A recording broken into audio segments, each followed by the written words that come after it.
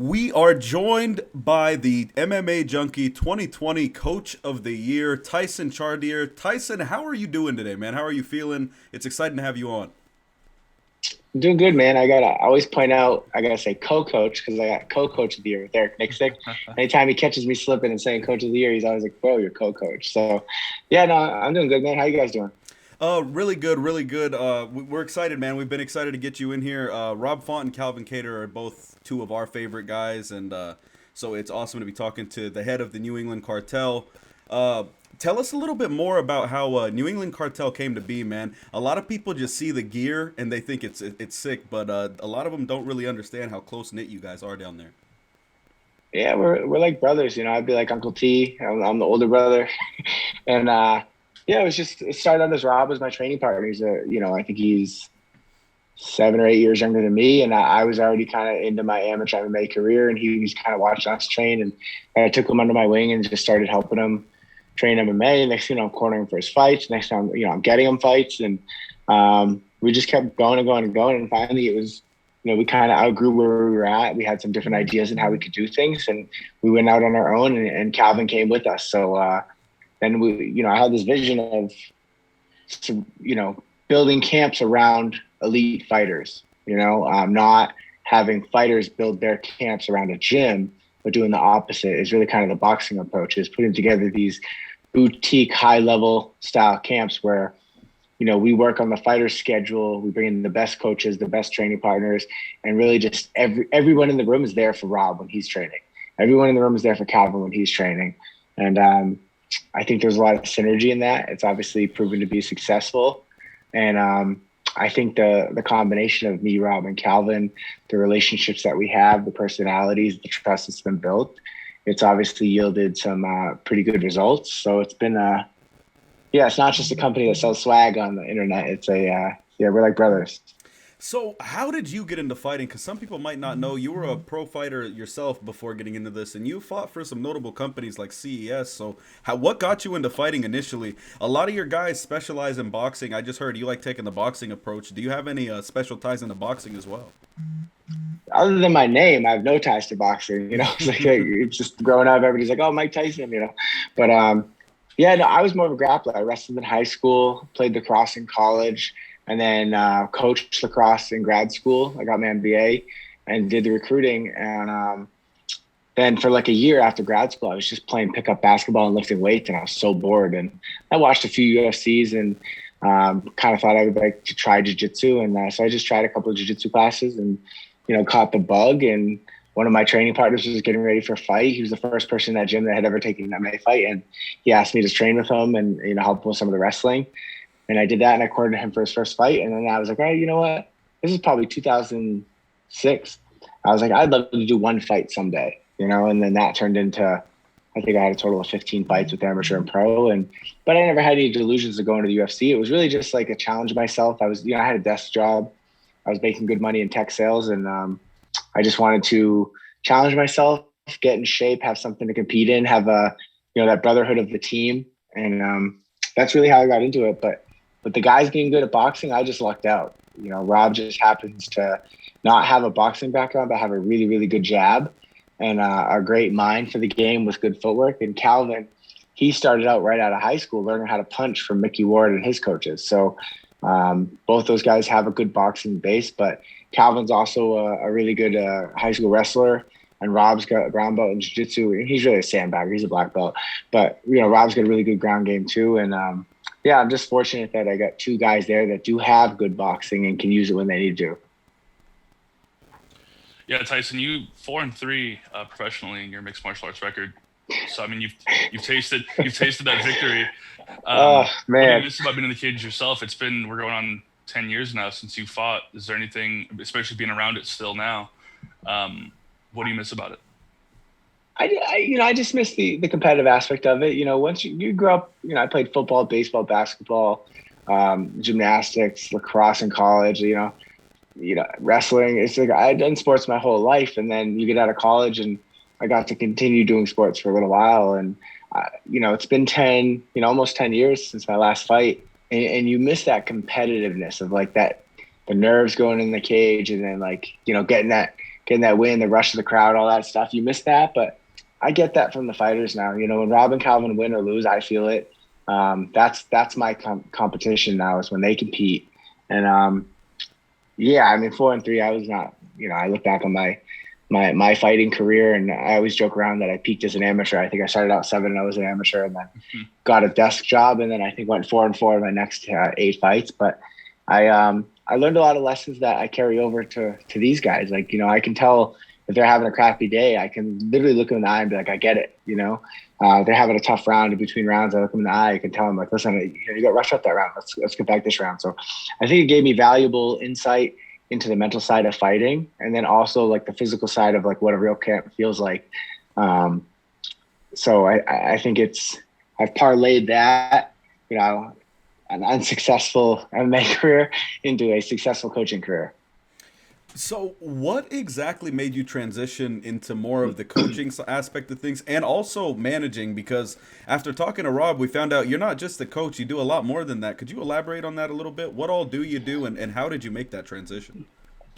Yeah, so when I was fighting at the gym I was at, they had like a gym manager. He would manage all the guys. He came over to me, and right away I was like, I do not want this guy getting me fights. Like, he just kind of seemed like the typical like sleazy manager. Come over, put his arm around you. Hey, you know, I manage all the guys here. Let me know, you know. And I was like, yeah, you know, I think I got my own fight. And so I got my own fight, and then I think it was like one year I fought like 5 times, and I think Rick Hahn was my main training partner. He fought 5 times, and I think the rest of the gym all together fought 5 times. So then some of my teammates were like, hey man, how are you getting all these fights? Because every time I talk to them, I'm like, when's your fight?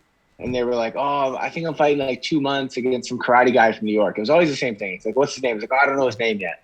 So they were always getting the run around from this so-called manager. And so finally I'm like, dude, do you want me to get you on the card that I'm on? And that's kind of how it started. I was like, oh, I'll get you a fight. And then got one guy a fight. So the very first time I got a guy a fight, I had all amateur card. I had the main event and the co-main event, or 2 guys I got fights for, Rico DeShula and Louis Crappie.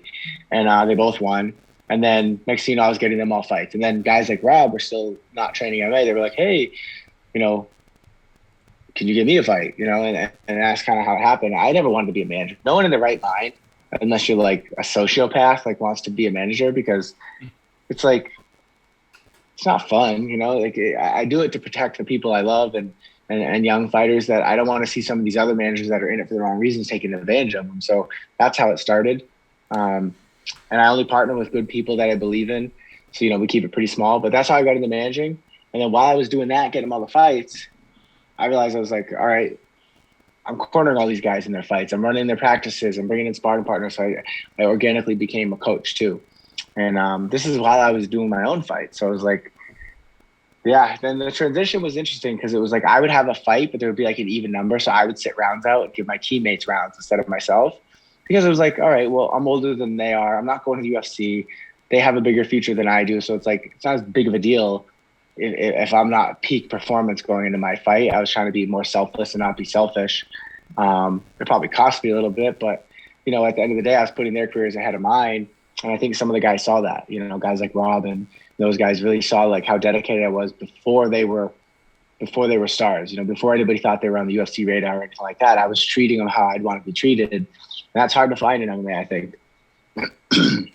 So what is your full list of clients? I know we've mentioned Rob and Calvin, but I've also seen Randy Coast. You've got close work in with current tough competitor Mitch Raposo. I'm forgetting his name, but there's a few guys I've seen out there. What's your full list of clientele? Yeah, so I only coach Rob and Calvin, and then we have a couple guys in the cartel that I'll also like help coach. But I always kind of say the party line is like I coach Rob and Calvin, and when they're done, I'll see if I'm going to coach other guys, just because the way they need to be coached, it's a full-time job. You know, it's like I'm with them on the mat every day. I'm doing strength and conditioning with them. I'm on the computer here in my office studying film. Like it's like a full-time job being their caretakers and like trying to get them ready for these big fights, and they deserve it. So for me to take on other guys, it would take detracts from that. So on the management side, then I get a bunch of guys I manage, and like you'll see me corner them sometimes just because I'll go out to help with fight week or they ask me to corner them or whatever. But like Randy Costa's he's a training partner that we used to cross train with. He's under Lozon, so I don't manage or coach him. He's just a friend of ours. He's a great kid. But like Mike Rodriguez in the UFC, William Knight's in the UFC, Parker Porter's in the UFC. I got like Bobby Lee's in Bellator, Nate Andrews in Bellator. I got Emily Ducote's fighting for the Invicta title. I manage her. And then I got a lot of prospects like, Tom Pagliuolo, he trains at the Cartel. So I would like coach him a little bit. And I also manage him. And Nick Fiore, he's in the Cartel. I manage him. Then Mitch Raposo just on the Contender Series, the Ultimate Fighter. I manage him. I'll corner him for most of his fights. I have his whole pro career. He's got two great coaches, Tommy and Brian. So they do all the talking for the most part. I'm just there to carry the bucket and give advice if they ask me. But I usually corner him too, and he's a great kid. He's a great coach, so I enjoy fight weeks with those guys. So, I corner him, but I'm not one of his coaches. I give him advice when he asks, but I manage him. And then got a bunch of other young prospects that are coming up, like 1-0 guys, stuff like that. And that's really it. I'd say probably around like 27 guys I manage, 27 guys and girls. And then, I think we got like 5 in the UFC, a couple in Bellator, and then some in Invicta. I'm glad that you laid it out like that, because I was wondering how you would have the time to go. Clearly with Calvin and Rob, the goal is very, very clear. Those guys are top tier fighters, and all these other guys you manage, I'm glad you laid it out that way, because it makes a lot more sense that you can't be coaching all these guys and getting the reps in, but on the management side of things. And we need more people who have fought on the management side of things. So just kudos to you for getting into it, and kudos to you for actually pushing it to this level. I know Austin wanted to ask more specifics on how the cartel came to be, so I'll leave that to him. Yeah, I mean, kind of you touched on it a little bit at the top, but going back to the early days of the cartel, how did this whole thing start? You guys are obviously very close. You mentioned that as well. It seems like that drive for you to be so invested in your fighters, as you mentioned, comes from wanting the best for them in their careers, both in and out of the octagon or the ring or wherever they're fighting. But we spoke to Rob Font, and he said that you take care of basically everything outside of being the actual one who's doing the fighting.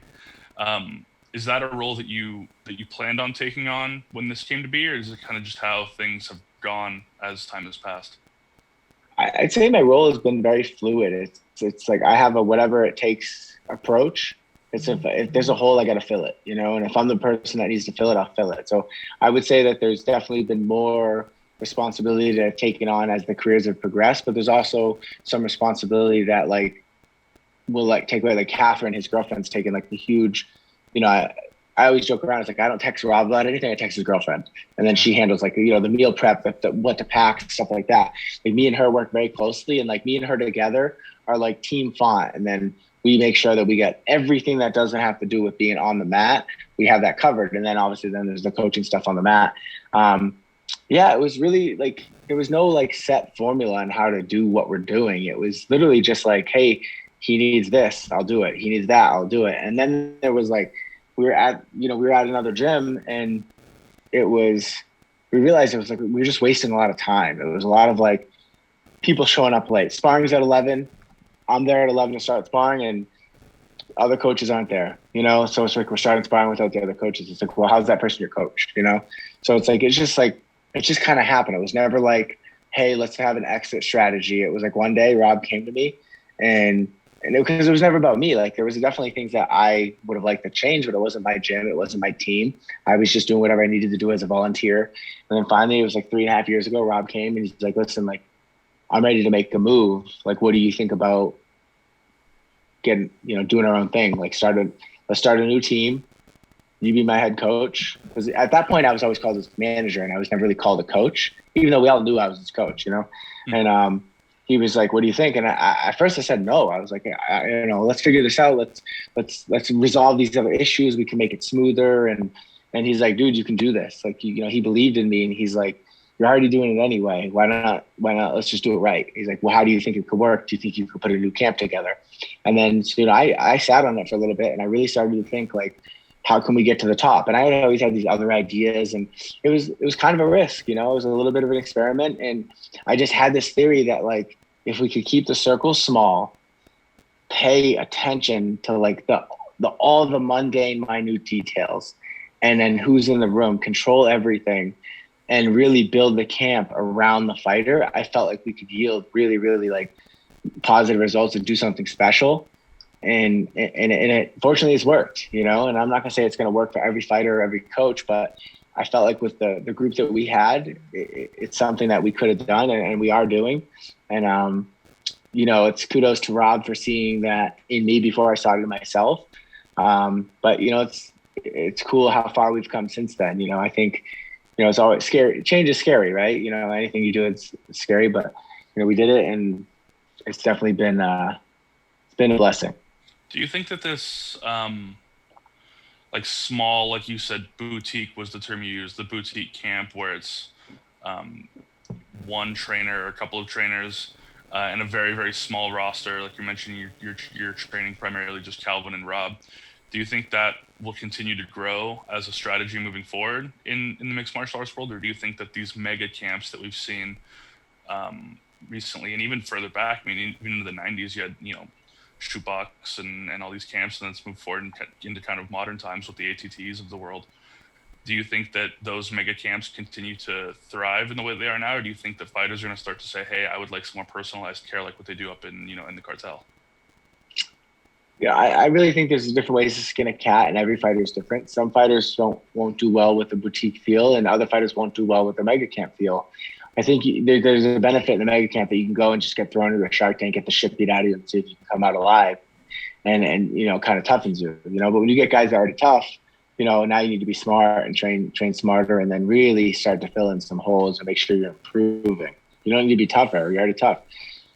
We need to improve, so that way every time we go into a fight, we have a better foundation. And I mean, I don't know, I think it takes the right coach with the right fighters, because I'll say, if I don't say I don't know at least once a practice, then I'd be lying, because there's a lot of stuff that I don't know. I'm not an expert boxing coach. I'm not an expert Muay Thai coach. I'm not an expert jiu-jitsu guy. I'm not an expert wrestler. I wrestled, I have a black belt. I had 15 fights, but there's coaches on our team that are way better teaching Muay Thai than I am, that are way better teaching boxing.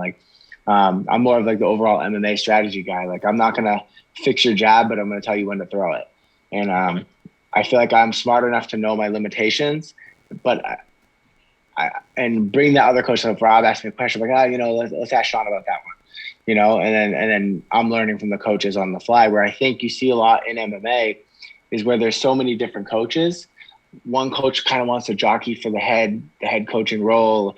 And so he's going to try to be the expert in everything. And it's going to lead to a lot of misinformation, where they'll ask him a question and he'll be like, oh, no, here's what you do. But it's he didn't really know that. He's kind of making it up, or he's thinking, he's too afraid to ask someone who's probably more, qualified to answer that specific question, for fear of being kind of cast aside. They go, oh, no, this coach is better today. It's no, you're only as good as the people you surround yourself with. So maybe I'm the one that got coach of the year, but it's our coaching staff was coach of the year. Jake Manini is the Muay Thai coach. Sean Farley is the boxing coach. Nick Fiore is the jiu-jitsu coach, and John Dupree is the wrestling coach, and I'm the MMA coach. And together we got coach of the year. I'm just the way they do it. I happen to be the name that's on the poster, but if it wasn't for those guys, I'm not getting any of those awards, We love to hear you actually say that, because a lot of times things do boil down to an individual award. But with you guys especially, I think Coach of the Year is, I do believe they share a little bit in the award. I'm sure you can't, there's nothing you can divide, but if there was anything to divide, it goes equally in parts.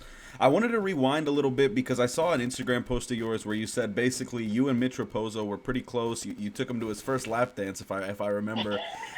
So what would you say to him after seeing him suffer that loss in The Ultimate Fighter? It's got to be brutal for him, especially knowing that he was undefeated as a pro going in, and just seeing the little bit of his background that we did see. It's got to be tough seeing the people back at home, seeing him take that loss. So what would you say to him to keep his head up and to keep moving forward? Because although he lost that fight, everything I've seen of his and everything I'm reading, that kid's still one to look out for. I mean, losing a fight in the toughest tournament in sports is nothing to be ashamed of. Yeah, man. Rob trained with that kid when he was 18 years old, and he sent me a picture after the practice. He's like, yo, you gotta talk to this kid. Rob recruited him for me. Rob was like, you need to talk to this kid. And then probably a year and a half is when I sat down with him and his coaches, and we worked together, and I cornered him for his last amateur fight with his coaches, because he was under top game. And we saw something special in him right away. And great kid, a lot of history there. But he texted me right when he got his phone back. I already knew what happened, because we were out in Vegas the last week of filming, so we talked to some people. We kind of knew what happened. But when he called me, he was like, I'm sorry. I was like, dude, you don't need to be sorry. Like, we're proud of you. This doesn't change anything. Like, you're still gonna have a future in the UFC. Like, learn from this. Like, because fighters are either gonna take that first L and they're gonna use it and they're gonna get worse and they're gonna kind of be like get down on themselves, or they're gonna like take it and be like, all right, I felt that. I don't want to feel that again. I'm gonna make some changes. I want to be better next time. And if you watch that fight, it was like a couple details. Like, if he didn't slip off the back in the second round, he probably wins the fight. And he probably beat one of the most experienced guys in the house. Yeah, and going into it, we're like, all right, Mitch should beat all these guys, but like in a 2-round fight, I could see him, going to me and his coaches were talking. I was like, yeah, some of these freaking Europeans and Russians can probably push him against the fence for 2 rounds and maybe win a decision, but Mitch is more skilled than most of those guys, but that's why you fight, a fight's a fight. And I just told him I'm proud of him, Mitch, like just get back in the gym, train. Like, you never know what's going to happen in the next few months. Like, there's a lot of, options or opportunities or things that could happen. Well, even in the fight, you could tell basically that he was the more talented fighter of the two. He just so happened to go against a superior game plan that day, and all credit to his opponent. But I think Mitch is really one to look out for, even coming out. I wanted to move on from there to what do you guys think of guys like Giga Chikadze and Edson Barboza calling Calvin out? For me, I think it would make a lot more sense for those two guys specifically to fight one another. I have no idea how that's not even, no one's mentioned it. Those guys are in a picture-perfect position to fight one another. And I think Calvin's actually more fit for something like Max pulled out of his bout versus Yair. And I think it was Yair pulled out of his bout versus Abit, which gave Calvin that fight, correct? No, so we originally were fighting Zabit to fight Zabit. Oh, yeah. But then we lost, and then fast forward to after we beat Ige, Yair got the suspension, or no, he got hurt, and then later got suspension. He pulled out against Zabit. We offered to step in, and it didn't happen. So what do you think of Max pulling out, and what do you think of if you could touch on Giga and Edson calling Calvin out? Because I thought those were very, very weird call outs. They both called out Max Holloway and said they'd settle for someone like Calvin. But I think both of those are very, very wishful thinking when you're sitting there at number 12 and 11, I believe, last I checked. Yeah, I mean, they're obviously trying to shoot their shot and get up and climb the rankings the fastest way they can. I mean, I think if you look at, I think Higa's very good. His name is Higa or whatever. I think he's 6-0 in the UFC now. It's a very quiet 6-0, right? He hasn't really fought anybody with a name. His biggest win, Cub Swanson. Which is like an OG, but it's not like Cub Swanson's of 5 years ago. And we've seen resistance in his fight specifically with Jamal Emmers. I believe it was a split decision or a close 29-28, but we've seen the resistance in lower level fights. Yeah, I mean, I think if you look at how Calvin came up, he fought his first 4 fights. He was already ranked. He fought a couple of ranked guys. We lost the Moicano fight. Then we came back and knocked out Fishgold, who was like 18-1 at the time, and he's supposed to be a big prospect. And then, and then we get the Lamas fight in Chicago. That wasn't like a gift, You'll fight Chicago, Ricardo Lamas in his hometown, and he earned that top 10 ranking by knocking out someone like Ricardo Lamas. And then after that, it's like, well, you're welcome. Here's the beat. Here's Jeremy Stevens. Here's Dan Ige on a 6-fight win streak, and then Max Holloway. So you look at the level of talent that he's fought compared to the level of talent that Higa's fought, and he's fought I don't even know, was Cub Swanson ranked when he fought him? Maybe he was. I don't know. I can't recall, but Cub was coming off one impressive performance against I think it was Daniel Pineda, and he looked really good against Pineda, but then he ran into right. I want to say he was not ranked. Okay. If this finds you and you were ranked, I apologize, but I don't believe. Yeah, I mean, if he was, it was like 15. I think he's kind of been in and out of that bottom, that bottom tier. But I mean, I don't.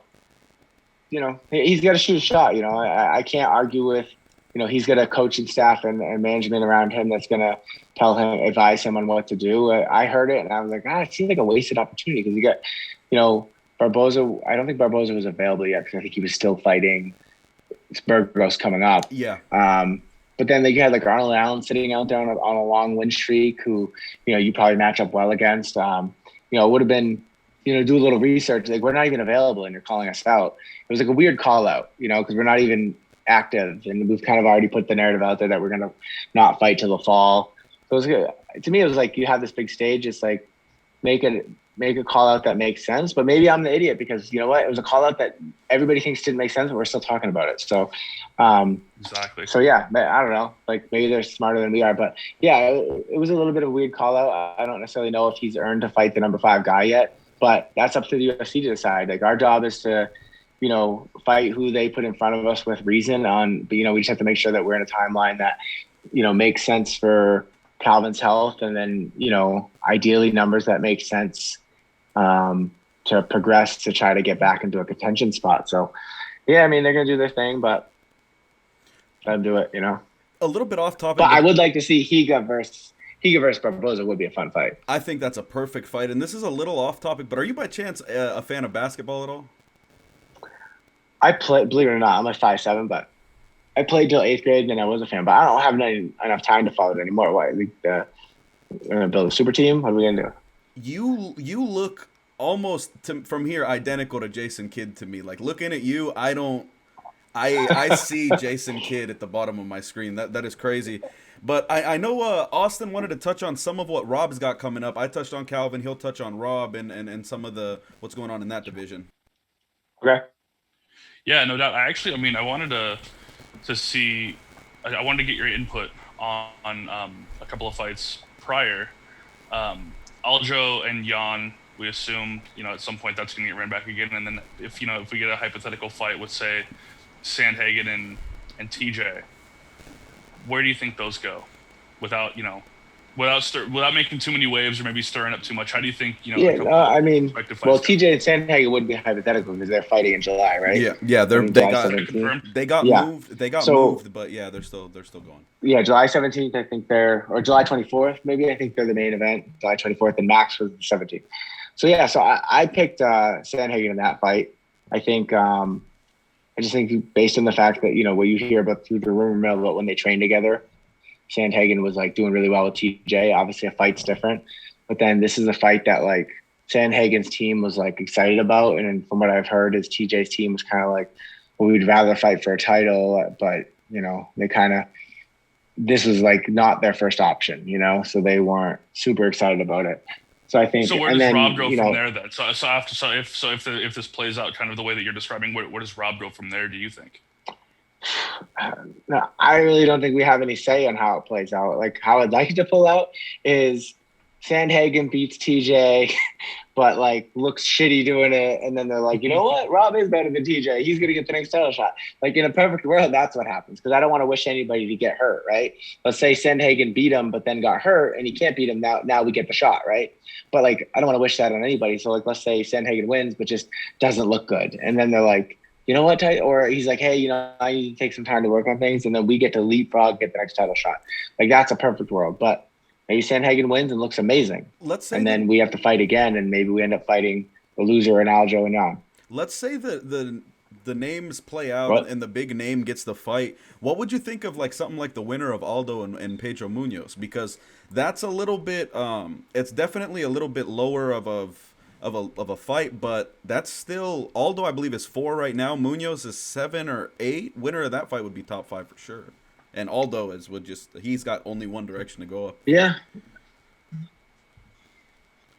Yeah, I think we just gotta see what's available. Because there's so much moving parts right now above us. Like, maybe Aljo ends up realizing he can't come back, and then the winner of TJ Sandhagen gets Jan, and then or whatever. I don't know. Like, or the winner of that gets hurt, and then we're fighting Jan for the title. So it's like there's just a lot for an interim. But there's just like a lot of things to happen, so it's really hard to speculate.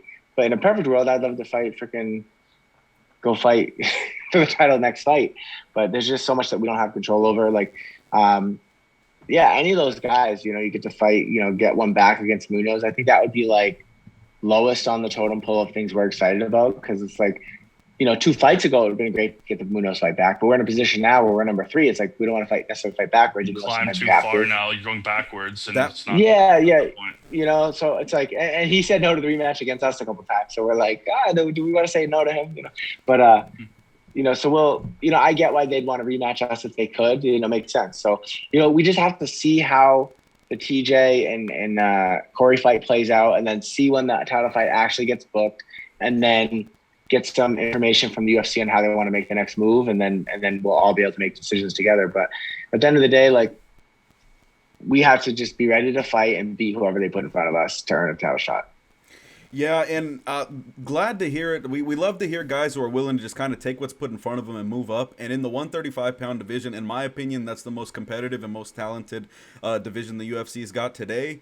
I think that's basically all of what we had for you. I've got one more request in closing. If you could go ahead and say your name and say that you're listening to the Uncaged podcast, we'd appreciate it, and we'll sign off with that, brother. This is Tyson Chartier with the England Cartel, and you're listening to the Uncaged podcast.